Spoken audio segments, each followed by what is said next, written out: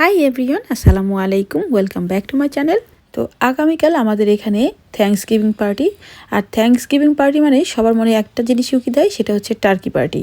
তো টার্কি খাওয়ার অনেকেই শখ থাকে, কিন্তু অনেকেই জানেন না কিভাবে টার্কি প্রপারলি তৈরি করতে হয়।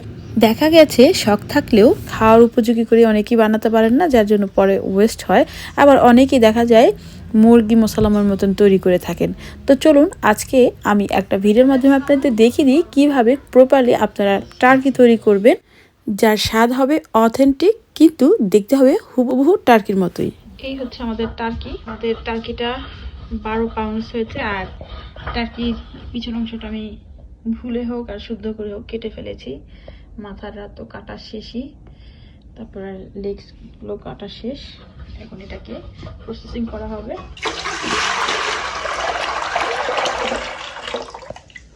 আমরা পানি নিলাম পরিমাণ মতো। তো আমরা এখন যে কাজটা করব, এই কাজটা আগেও করা যায়, পরেও করা যায়।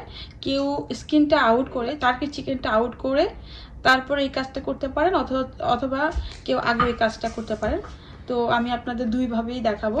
তো আগে আমি পরিমাণ মতো পানি নিয়েছি, যার টার্কি যতটুকু বড় হবে সেই পরিমাণে এমনভাবে পানি নিতে হবে যাতে টার্কিটা পুরোটা এটার মধ্যে পানিটা অবজার্ভ করতে পারেন, ভিজে যায়, ডুবে থাকে। এরপরে এখানে আমি 1 কাপ সল্ট দিয়ে দিচ্ছি। কেউ চাইলে লাগলে বা আরও দিতে পারেন। দিয়ে এখন আমি টার্কিটাকে এখানে দিয়ে রাখবো 1 ঘন্টা। এতে করে টার্কিটার ভিতরে খুব সুন্দর করে লবণ ঢুকে যাবে। যেহেতু আমরা বাঙালি, আমরা একটু সল্টি খেতেই পছন্দ করি। তো আমার কথা হচ্ছে, সাপও মারবো, লাঠিও যাতে না ভাঙে। আমাদের টার্কি খাওয়া হবে, কিন্তু আমরা খেতে মজা পাবো। এই দেশের মতন করে আমরা বানালে কোনো বাঙালি খেতে পারবে না, আর খেয়েও মজা পাবে না। খাবে তো না, আর খেয়েও মজা পাবে না। তো আজকে আমার এই ক্ষুদ্র প্রয়াস দেখাচ্ছি কিভাবে টার্কি করলে খেতে ভালো লাগবে। তো আমরা এই যে 1 ঘন্টা হয়ে গিয়েছে, আমরা চিকেনটা এখন উঠিয়ে ফেলবো, টার্কিটা উঠিয়ে ফেলবো। এই তো আমরা এখন টার্কিটা থেকে স্কিনটা আউট করব। হ্যাঁ, স্কিনটা কিভাবে আউট করতে হবে সেটা দেখাচ্ছি। তো আমি এখন স্কিনটা আউট করে দেখাবো কিভাবে স্কিনটা আউট করতে হবে। এই যে কোনো এক পাশ থেকে স্কিনটা একটু করে নিতে হবে, তারপরে ছুরির আগা দিয়ে সুন্দর করে এমনভাবে এটা ছাড়াতে হবে যাতে করে স্কিনটা না কেটে যায়, ছিঁড়ে যায়, বা আপনি যে হাতের সাহায্যে এটা করতে পারেন, যেভাবে কাজটা করে সুবিধা পান। স্কিন ছাড়ানো শেষ, এখন আমি এই পাশটা করে দেখাবো। এই যে এখানেও সেম, এখান থেকে আস্তে আস্তে এই করে এইভাবে কেটে নিচ্ছি।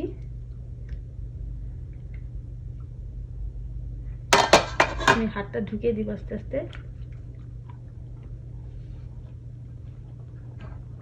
এই যে স্কিনটা একদম উঠে ফেলেছি, সরি।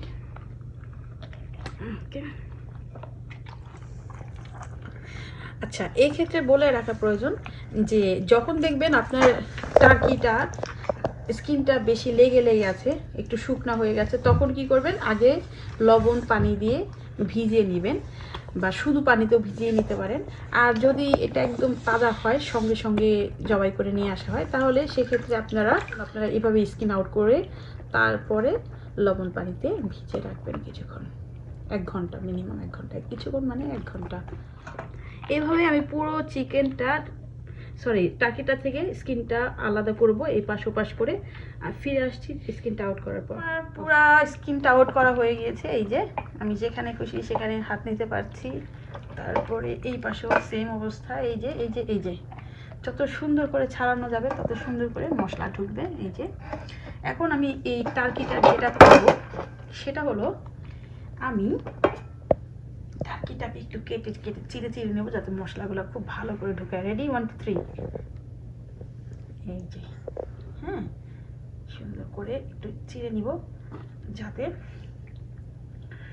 ভিতরে ভালো করে মশলা ঢুকে। আর অবশ্যই ছুরির ধার হতে হবে। ভাই একটু স্টপ।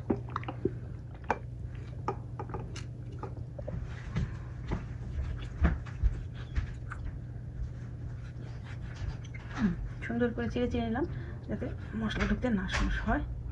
ওকে, তো এই যে এই অংশগুলোতে আমি চেরার জন্য আবার এই যে এই ধরনের ছোট একটা নাইফ নিয়ে আসলাম। আপনারা চাইলে এই ধরনের ইউজ করতে পারেন, কারণ এত ভিতরে কিন্তু অত বড় ছুরি দিয়ে যা করা যায় না। তো এই ধরনের ছোটোখাটো ছুরিগুলো আপনারা এই কাজে ইউজ করতে পারেন সুন্দরভাবে কাটার কাজটা। ওকে, তো এই যে চিকেনের এই সরি টার্কির এই যে এই সাইডে সাইডে এই ধরনের এগুলো থাকে, এগুলো কিন্তু ফেলে দিবেন আপনারা, এগুলো ক্লিন করে ফেলবেন। এই যে এই ধরনের এগুলো ক্লিন করে ফেলবেন। তো আমার টার্কিটা একদম খুব সুন্দর করে এই যে কেচে নেওয়া হয়ে গেছে আর পরিষ্কারও করে ফেলেছি। 1 ঘন্টা পর আমরা সেই মিশানো লবণ পানি থেকে টার্কিটা তুলে নিয়েছি, তারপরে ভালোভাবে পানি ঝরিয়ে নিয়েছি। এখন আরও ভালো করে শুকানোর জন্য এরকম পেপার টাওয়াল অথবা শুকনো কাপড় দিয়েও আপনারা এই কাজটা করতে পারেন। ভালোভাবে চিকেনটার ভিতরে যত পানি আছে সব নিয়ে নিতে হবে, মানে শুকিয়ে নিতে হবে, এক ফোঁটাও যেন পানি অবশিষ্ট না থাকে। খুব সুন্দর করে একদম মুছে নিতে হবে। তো আমি মুছে নিই, তারপরে ফিরে আসছি। তো এখানে আমার 1 কাপের বেশি বাটার আছে। আমি এটা অর্ধেকটা চেয়ে একটু বেশি নিব বাটার, যাতে আমার 1 কাপ পরিমাণ হয়। এই যে তোমার বাটার নেওয়া শেষ, আর এখন নিব হচ্ছে 1 কাপ পরিমাণ তেল।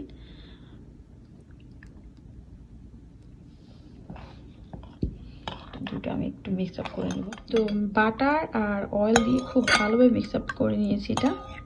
এই যে এখন আমি বাকি ইনগ্রিডিয়েন্টসগুলো এখানে অ্যাড করে দেব। আমি এখানে দিয়ে দেব 2 টেবিল চামচ কাঁচামরিচ বাটা। আসলে এটা আমার রেসিপি, আমি যেভাবে খেতে পছন্দ করি সেভাবে এটা আমি তৈরি করছি। আপনারা চাইলে এটা ফলো করতে পারেন, আবার কেউ স্কিপ করতেও পারেন। যে যতটা ঝাল খাবে তার উপর নির্ভর করবে সে কতটা ইউজ করবে। তো আমার টার্কিটা যেহেতু বেশ বড়, আমি এখানে এখান থেকে 2 টেবিল চামচ কাঁচামরিচ ইউজ করব। নাও দাও।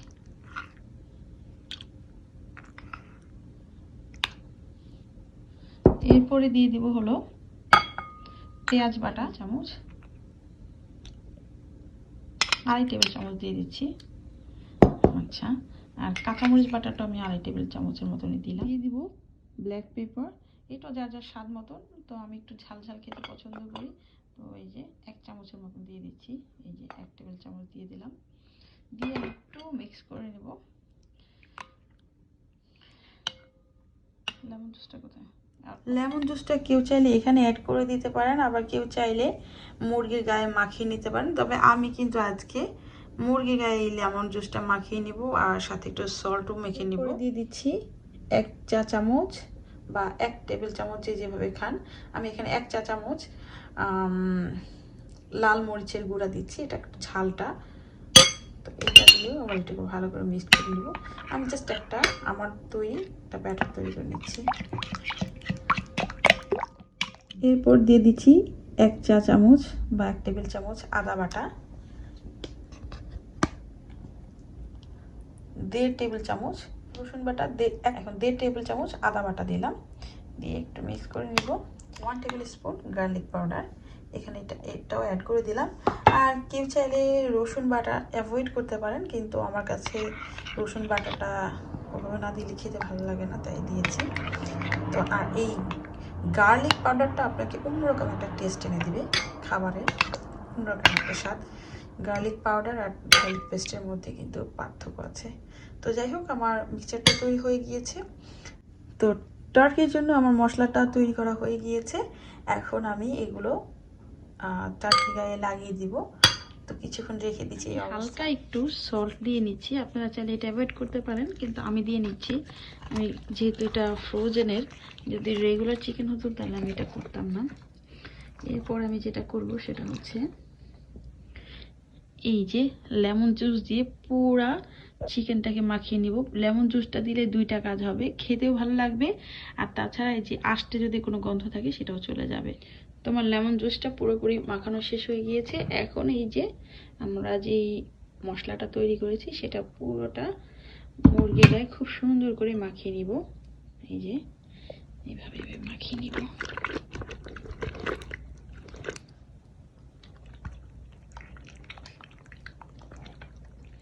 তো আমি খুব ভালোভাবে টার্কির প্রত্যেকটা মাংসের কণায় কণায় খুব সুন্দর করে মশলাগুলোকে মেখে নিচ্ছি।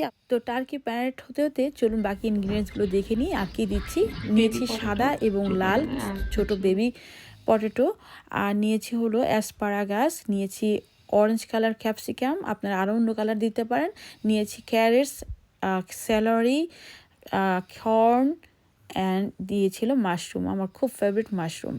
আপনারা আরও চাইলে আরও অনেক কিছুই দিতে পারেন, আমি এই কয়েকটা জিনিস আজকে এখানে ইউজ করব। তো আমি সারা রাত ধরে এই যেটা ম্যারিনেট করলাম, এই ম্যারিনেট করানোর পর এই অবস্থা এখন আমি জাস্ট একটু বেক করব। এটার মধ্যে শুধু আমি একটা জিনিস অ্যাবসেন্স রেখেছি, সেটা হচ্ছে পার্সলে আর কোরিয়ান্ডার। এখন পার্সলে আর কোরিয়ান্ডারটা আমি এটা অ্যাড করব।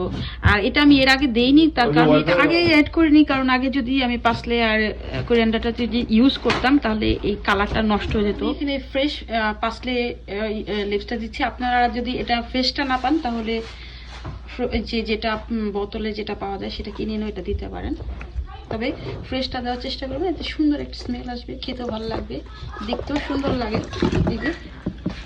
এরপরে দিয়ে দিচ্ছি ফ্রেশ ধনেপাতা, সবকিছু একটু ফ্রেশ ফ্রেশ দেওয়ার চেষ্টা করবেন, এতে সুন্দর একটা স্মেল আসবে, খেতে ভালো লাগবে, আগেই তো বলেছি। তো এগুলো দিয়ে এখন আমি এগুলো দিয়ে ট্রেতে বসিয়ে দেব। তো প্রথমে দিয়ে নিচ্ছি কর্নগুলো দিয়ে এই মশলার মধ্যে খুব ভালোভাবে মেখে নিব। এরপরে দিচ্ছি অ্যাসপারাগাস, ক্যাপসিকাম, একে সব উপকরণগুলো এখানে দিয়ে দেবো। এটা যেই রকম ভেজিটেবল খেতে পছন্দ করে, আমি আমার পছন্দের ভেজিটেবলসগুলো এগুলো ইউজ করেছি এখানে। আপনারা আপনাদের পছন্দ মতন কিছু আপনারা দিতে পারেন যদি যেটা সুইটেবল মনে করেন। এখন এখান থেকে কিছু জিনিস আমি এটার ভিতরে দিয়ে দেবো।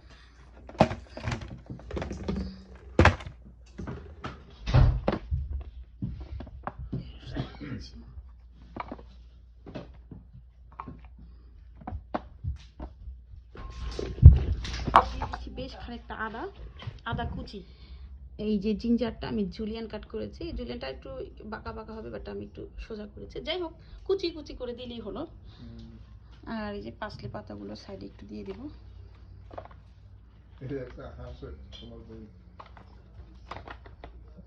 তো আমার টার্কিটা একদম রেডি, এখন ওভেনে দিতে হবে। চলো দেওয়ার আগে অবশ্যই প্রিহিট করে নেবেন।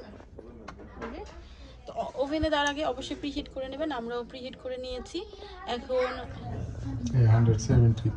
170-তে আমরা প্রথমে কিছুক্ষণ রোস্ট করব, তারপরে আমি এটা বেক করব। তো আমরা ফিরে আসছি 10 মিনিট। আমাদের এটা হাফ হওয়ার পরে এই যে অবস্থা, এখন আমরা এটাকে উল্টে দেব আর সাথে দেব এই যে বেঁচে যাওয়া মশলাগুলো। এর মধ্যে আমি আরেকবার করেছিলাম দাও। তো বেঁচে যাওয়া মশলাগুলো আমি লাস্টবার মতন দিয়ে আবারও বেকে দিয়ে দিলাম 30 মিনিটের জন্য। এভাবে আমি বেক করেছি প্রায় 1 ঘন্টা। 1 ঘন্টার মধ্যে আমার টার্কিটা রেডি হয়ে গিয়েছে। এখন আমি এটি টেবিলে সার্ভ করে দিব, আর টেবিলে আপনার পছন্দ মতন খাবারের সাথে আপনি এটি সার্ভ করতে পারেন। আমি করেছি রুটি, সালাদ, পাস্তা, 2 রকম পাস্তা, আর কিছু সুইটস আইটেম এবং কিছু ফ্রুটসের সাথে। এই ছিল আমাদের আজকের রাতের ডিনার। আশা করি আপনাদের ভিডিওটি আপনাদের ভালো লেগেছে। তো আজ এই পর্যন্তই, পরবর্তী ভিডিও দেখার আমন্ত্রণ জানিয়ে আজ এখানেই বিদায় নিচ্ছি। আল্লাহ হাফেজ।